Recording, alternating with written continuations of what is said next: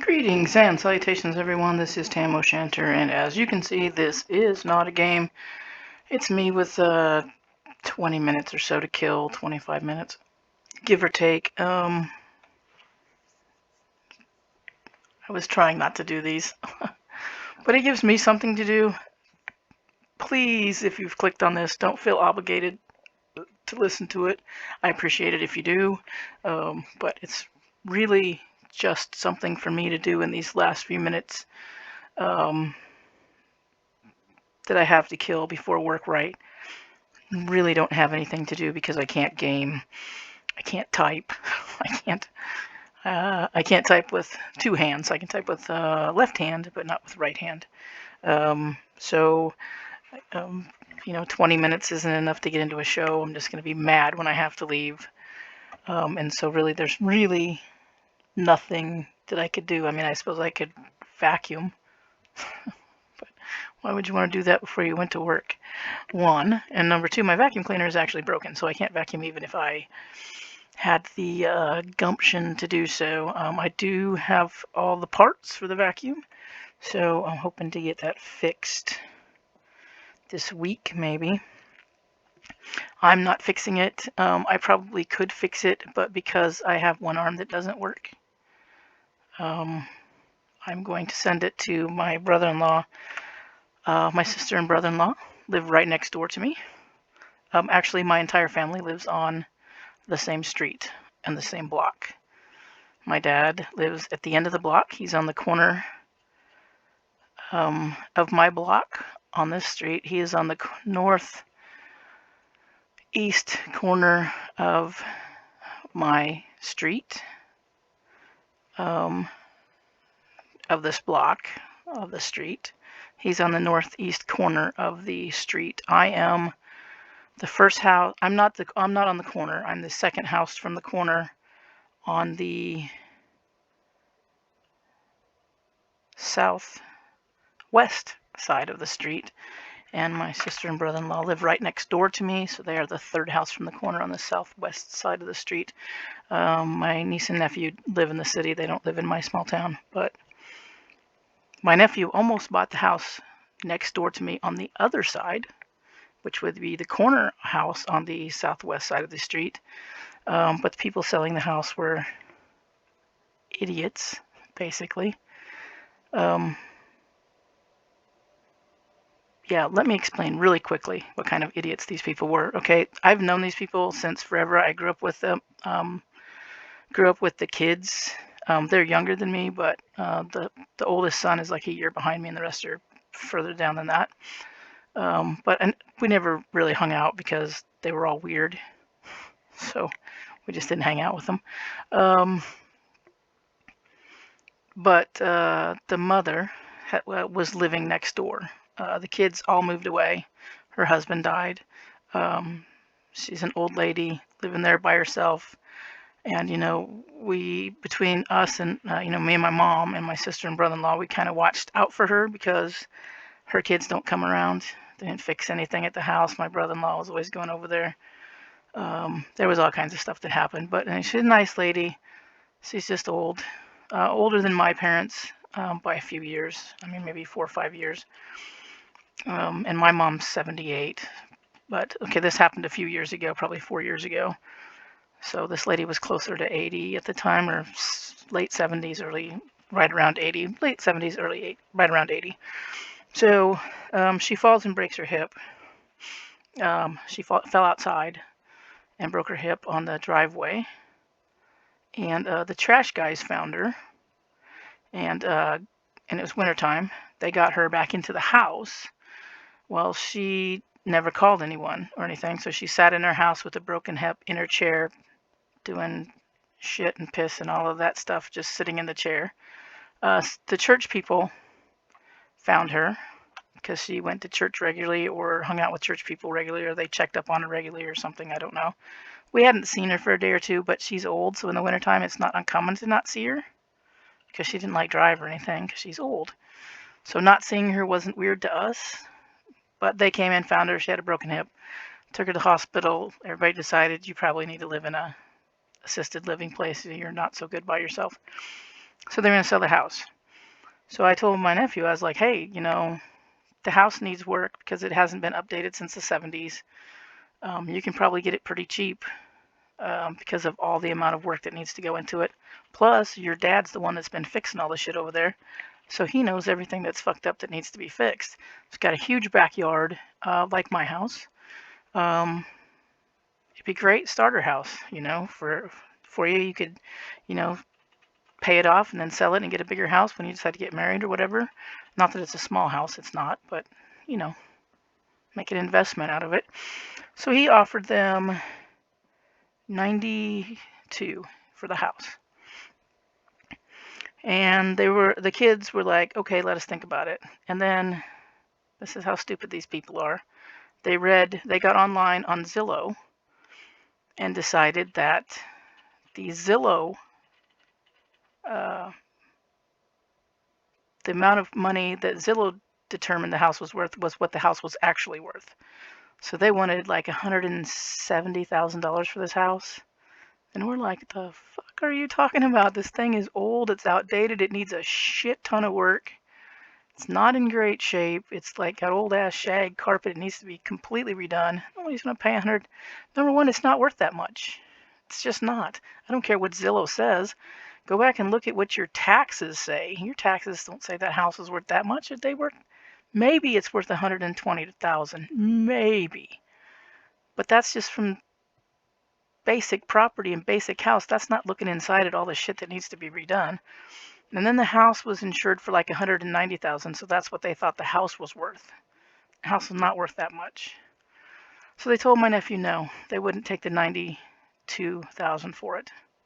Okay, so then they decided that instead of selling it outright, they were going to auction the house off. That's how dumb these people are.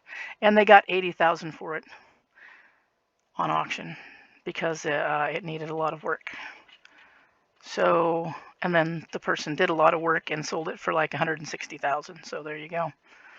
I mean, like gutted the whole house, redid the whole house, redid the yard. Made it all pretty because the yard was a disaster as well as the house. But yeah, they could have taken my nephew's offer of 92,000. Instead, they lost $12,000 by doing an auction. That's how bright they are. They had this belief that Zillow determined what your house was worth somehow. I don't even know. I mean, people are dumb. So yeah, that's all of us living together. So I'm going to take my vacuum cleaner next door to my brother-in-law this week and have him fix it. I got all the parts. I have a Dyson vacuum cleaner. It's a DC-14. It's an old one. It's probably 16 or 17 years old. And I like Dyson vacuum cleaners just for the fact that you can buy every single part on the vacuum cleaner. You can just fix it yourself. You can take it apart and buy every single part there is from everything you can buy, the hoses, all the bits. So what happened is there's a clutch in a Dyson vacuum cleaner, at least in the DC-14, and my clutch went out. So while it still sucks, it doesn't turn the little brush. So you can't I could suck up things with the hose, but the little brush doesn't turn because the clutch is no good. So I have to replace the clutch. None of these parts are very expensive. I bought a new clutch. I think that was like 30 bucks. I bought new belts. The clutch belt is actually attached to the clutch. It doesn't come off. But I bought 2 spare belts to go from the clutch to the brush thingy. I bought a new brush. I can't remember if I bought a new HEPA filter. I might have or I might not have. I can't remember. But I bought, all of that stuff, and so I could put a new brush. Because another reason I bought a new brush is my sister and brother-in-law had the same problem not too long ago. They also have a DC-14 Dyson, and their clutch went out. And he was like, when he looked at the brush, because he just bought a whole kit that gave the brush, the belts, and the clutch all at the same time. I didn't do that because I thought I had belts. I know I have belts. but my mom lost them somewhere in this house because she has a lot of shit and she moved shit somewhere and now we don't know where it's at. So I had to buy new belts. But when he was redoing it, he compared the new brush with the old brush and was like, wow, the bristles were like really, really worn down. So he was really surprised that it had worn the little bristles down that far. So I can't even vacuum because my vacuum cleaner doesn't work. So that was a long story to tell you that my vacuum cleaner doesn't work, so I can't do that for the 20 minutes. I've actually been raking my floor, which sounds utterly ridiculous, I know, but it does pull up dog hair at least, and bigger things that are on the floor, and at least then you can get that part off of there. Which I always have shit all over the floor because the dogs, stuffing from the dog toys, paper that they find because both of my dogs shred paper in boxes when they can find them. It's a thing. So you can't let your books get anywhere near them. They have gotten my books before because one of my dogs is nosy and knocks shit down on the floor, and then they both, have a shred fest. So yeah. So, there's a couple of games that I want to play. I want to play that medieval, whatever the hell, I forgot what it's called again. And then I forgot that I had downloaded, I don't know what it's called. I wish I could remember the name of things. Dr. Real Good Gamer has been playing the game for a while. It's like a survival game where the robots are trying to get you, like robotic guys. And I watched it a long time ago when it first came out on early access. I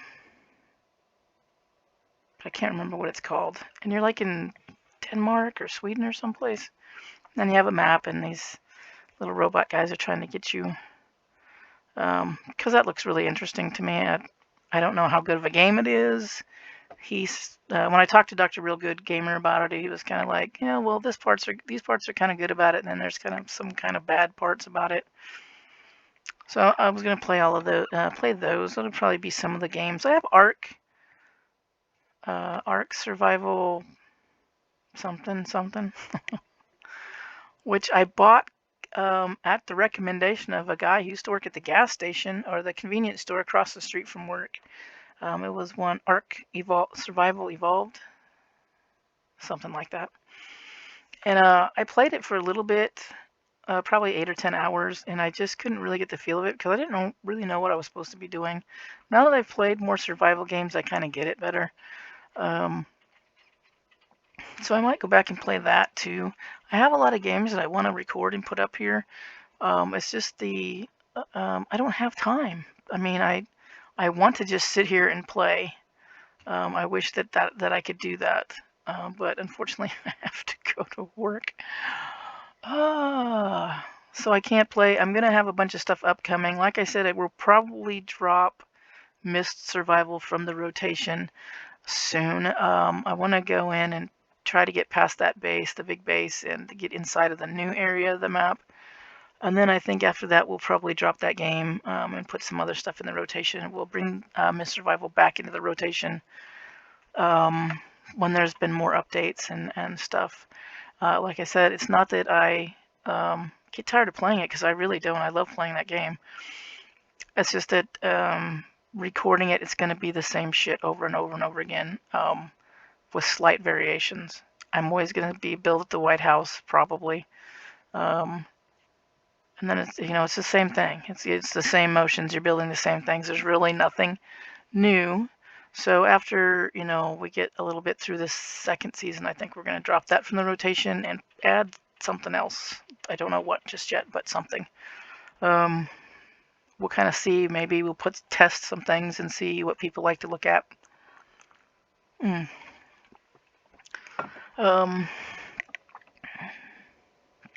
So yeah, that. Also, I've gone to 2 physical therapy sessions. As I said on one of the vloggy videos that I put up last week, that I didn't feel like, even though Thursday was the day I was supposed to be able to start typing again, when Thursday came, it didn't feel right to start typing. It wasn't comfortable, and it was kind of causing me pain after a short bit of typing. So I kind of decided, as I told you, that maybe I don't want to push that just yet. Maybe I'll wait a little bit longer. So Friday, when I went to physical therapy, my physical therapist is like, I hope you're not typing yet because you're not ready. Don't type yet. And I was like, yeah, I'd already kind of come to that conclusion of my own volition, that, yeah, I wasn't ready for that yet. We're just starting to work on range of motion, basically, to get my range of motion back.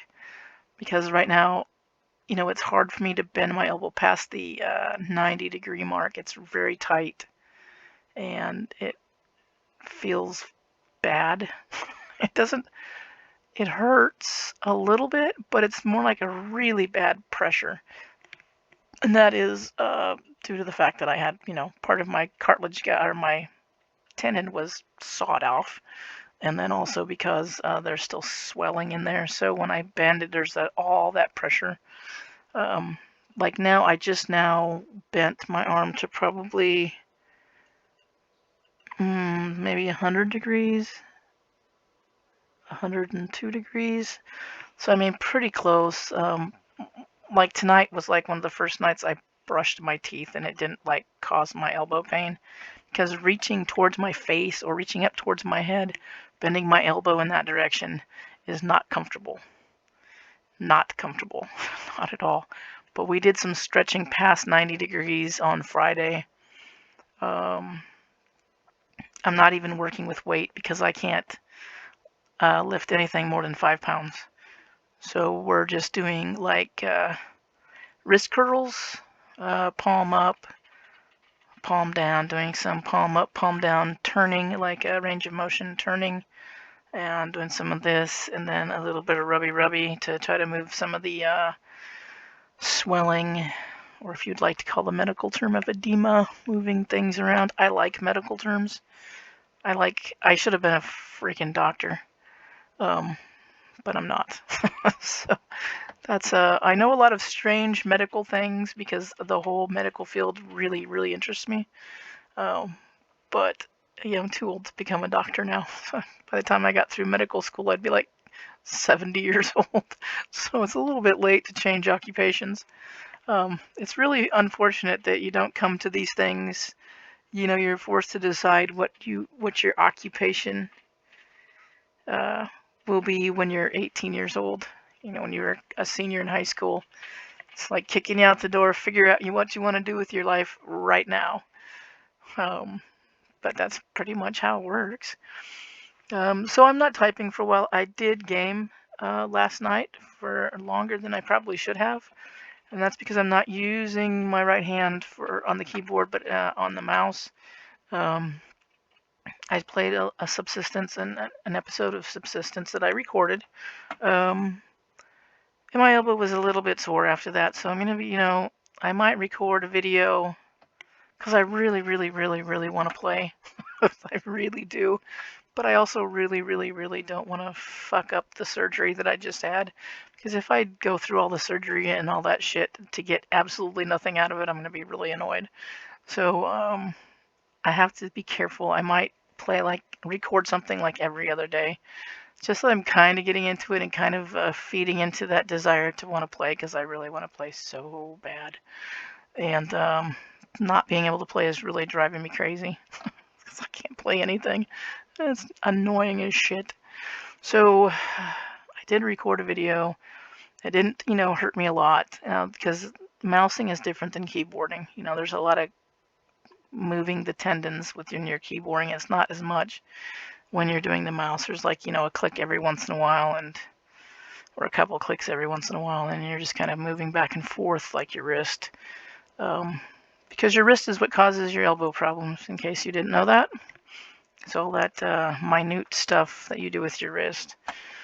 And also for me, it's pulling extremely heavy doors open constantly at work. The steel doors at work, so I work in a jail. The steel doors are incredibly heavy. And being right-handed, some of them pull to the left, but most of them are right-hand pulls. So when you walk up to them, it's just more convenient to pull open with your right hand than your left. That's what I mean by left or right-hand pull. So you're constantly pulling open the door with the same hand, and these doors are heavy. They're heavy to the point that if they shut on your fingers and you get your finger in there in the frame, when the door shuts, they will take your fingers off. We've had that happen to people.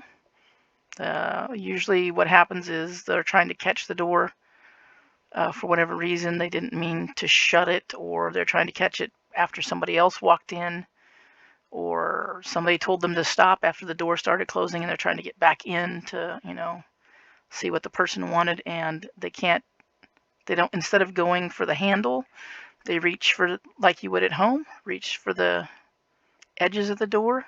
Bad idea. We have had people, the doors slam shut on their fingers and shoot their fingers across the room. They're on one side of the room, on one side of the door, and their fingers are flying across the room on the other side of the door. We've had fractures and amputations from the doors. I've gotten myself, not in a proper steel door, but in a bathroom door. They're also solid doors, solid metal, but they're not the big steel doors. I was searching a bathroom. The doors on the bathrooms do not open from the inside. So you prop the door open, and you don't want the door to shut on you because you can't get out. Then you have to call on the radio for somebody to come get you, which in corrections, that means you're going to get teased for the rest of your life for locking yourself in the bathroom. So nobody wants that to happen to them.